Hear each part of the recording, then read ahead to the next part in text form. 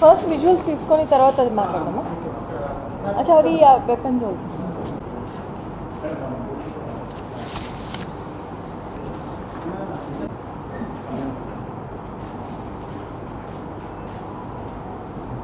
అటువంటి తోటకూరి పెద్ద వెంకటయ్య మనకి కంప్లైంట్ ఇవ్వడం జరిగింది. సో వీటి గురించి ఇన్వెస్టిగేషన్ స్టార్ట్ చేసి సైంటిఫిక్ పద్ధతిలో ఇన్వెస్టిగేషన్ చేసి క్లూస్ లభ్యం చేసుకొని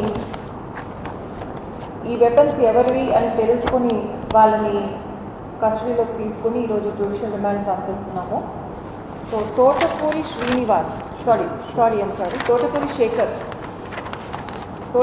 శేఖర్ అనేటటువంటి వ్యక్తి 40 years. He is resident of Ganapuram village, PA Palli mandal, Nalgonda district. ఇతనికి పాస్ట్ క్రిమినల్ హిస్టరీ ఉంది.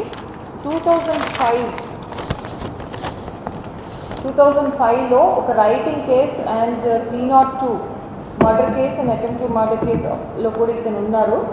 ఆర్మ్స్ యాక్ట్ కూడా ఉంది ఈ కేసులో, గుడిపల్లి పోలీస్ స్టేషన్లో. అదేవిధంగా 2013లో 266 crime number 266/2013 under sections 25(1)(b)(a) of arms act, Haliya PS, దీంట్లో కూడా ఇతను అక్యూజ్డ్గా ఉన్నాడు. ఇతను జైల్లో ఉన్న సందర్భంలో A2 మాచర్ల శ్రీనివాస్, మహబూబాబాద్ నివాసి, ఇతనితో పరిచయం అయింది.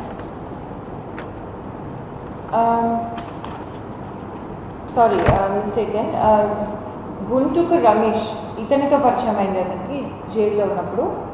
మహబూబాబాద్ జిల్లా వాసి అతని ఫ్రెండ్స్ అయినటువంటి A2 and A4 Macharla Srinivas, Maripaka Lakshminarayana, వీళ్ళ ముగ్గురి సహకారంతో ఈ A1 తోటకూరి శేఖర్ ఒరిస్సా బార్డర్కి వెళ్ళి అక్కడ ఉన్నటువంటి జీకే వీధి, విశాఖపట్నం జిల్లా, అక్కడ ఈ వెపన్స్ని 25,000కి each weapon, single bore barrel loading weapons ఇవి తీసుకురావడం జరిగింది. ఒక 3-4 నెలల క్రితం ఇవి తీసుకొని వచ్చి వాళ్ళ ఇంట్లో పెట్టుకుని, వాళ్ళ ఉద్దేశం ఏంటంటే ఫస్ట్ వీళ్ళు నక్సల్స్లో, ఇతను ఫైనాన్షియల్లీ చాలా డిఫికల్టీస్లో ఉన్న సందర్భంలో నక్సల్స్తో టైప్ అవి కొంచెం ఏదో మనీ చేసుకుందామని ట్రై చేయడానికి ఆలోచించగా ఇతని ఫ్రెండ్స్ ఎవరైతే ఉన్నారో A2, A3, A4 వీళ్ళు అతను కలిసికట్టుగా మళ్ళీ ఏమైనా ఆలోచించారు అంటే, ఈ విధంగా వెపన్స్ మన దగ్గర ఉంటే మనం నక్సల్స్ అని చెప్పి, ఫేక్ నక్సల్స్ బేసిక్లీ ఈ ఏరియాలో మన ఏరియాలో ఉన్నటువంటి రియల్ ఎస్టేట్ వాళ్ళు, ఈ విలేజ్ సరౌండింగ్స్లో కొంచెం డబ్బున్నవారు, వాళ్ళని బెదిరించి వాళ్ళ దగ్గర డబ్బులు తీసుకుందాము అనేటటువంటి ఆలోచనతో వీళ్ళు ఈ వెపన్స్ని అక్వైర్ చేయడం జరిగింది.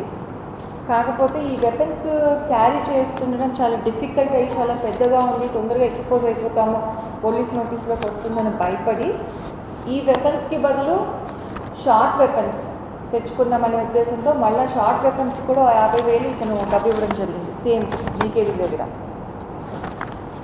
బట్ అది సక్సెస్ అవ్వలేదు. అంతలోపల ఈ వెపన్స్ ఎక్కడ బయటపడతాయో అని చెప్పేసి గుడిలో దాచిపెట్టడం జరిగింది. తన పొజిషన్లో ఉండకుండా అతను జాగ్రత్త పడ్డాడు.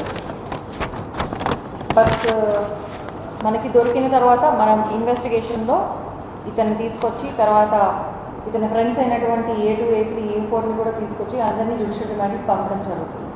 అయితే వీళ్ళకి వెపన్స్ అమ్మిన వ్యక్తులు ఎవరైతే జీకే వీధి వైజాగ్ డిస్ట్రిక్ట్లో ఉన్నారో వారిని కూడా పట్టుకోవడానికి మనం ప్రయత్నం చేస్తాము.